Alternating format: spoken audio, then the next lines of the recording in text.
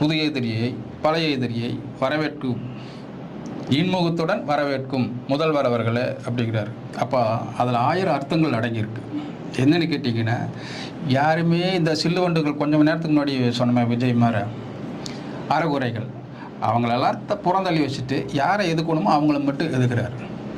யாரை அப்படி அதில் ஒரு அரசியல் ஒரு கனிவு இருக்குது, கண்ணியம் கடமை கண்ணியம் கட்டுப்பாடு இருக்குது.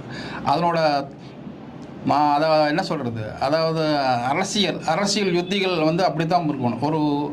ஒரு தலைவனுக்கு அழகு அதுதான். அதை எடுத்து சொல்கிறார், அதை உள்வாங்கிக்கிறார். அந்த நேரத்தில் ஸ்டாலின் முதல்வர் ஸ்டாலின் அவர்கள் அதை உள்வாங்கிக்கிறார், புன்னையோடு ஏற்றுக்கிறார், ரிசீவ் பண்ணுறார்.